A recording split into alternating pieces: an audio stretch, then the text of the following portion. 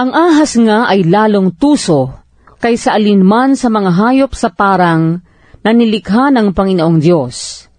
At sinabi niya sa babae, tunay bang sinabi ng Diyos, huwag kayong kakain sa alinmang punong kahoy sa halamanan?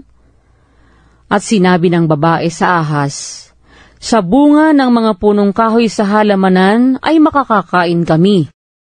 Datapwat sa bunga ng punong kahoy na nasa gitna ng halamanan ay sinabi ng Diyos, huwag kayong kakain niyaon, ni huwag ninyong hihipuin, baka kayo'y mamatay.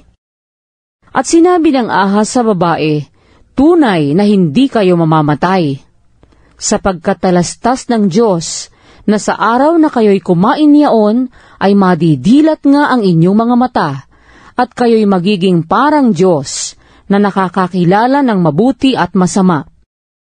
At nang makita ng babae na ang bunga ng punong kahoy ay mabuting kanin at nakalulugod sa mga mata, at kahoy na mananasa upang magpapantas sa tao, ay pumitas siya ng bunga niyaon at kinain.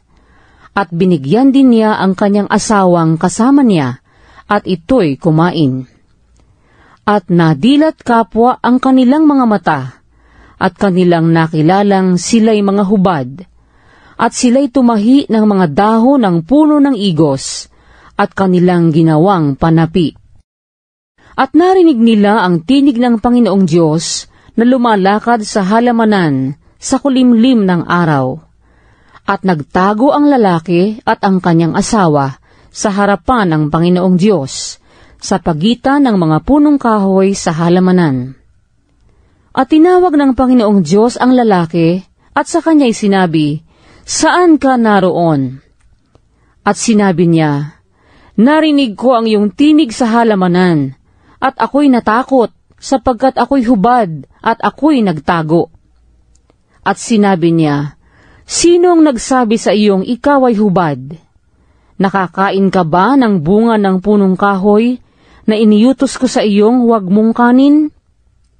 At sinabi ng lalaki, ang babaeng ibinigay mong aking kasamahin ay siyang nagbigay sa akin ng bunga ng punong kahoy, at aking kinain.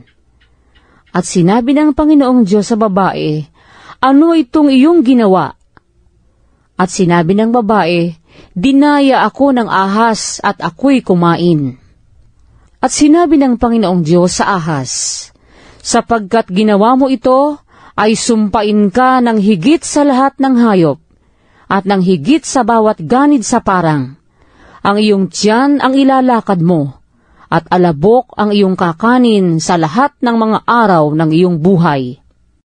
At papag-aalitin ko, ikaw at ang babae, at ang iyong binhi, at ang kanyang binhi.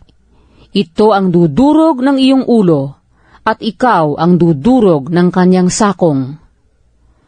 Sinabi niya sa babae, pararamihin kong lubha ang iyong kalumbayan, at ang iyong paglilihi, manganganak kang may kahirapan, at sa iyong asawa ay pahihinuhod ang iyong kalooban, at siya'y papapanginoon sa iyo. At kay Adam ay sinabi, sapagkat iyong dininig ang tinig ng iyong asawa, at kumain ka ng bunga ng punong kahoy, na aking iniutos sa iyo na sinabi, huwag kang kakain niyaon, sumpain ang lupa dahil sa iyo.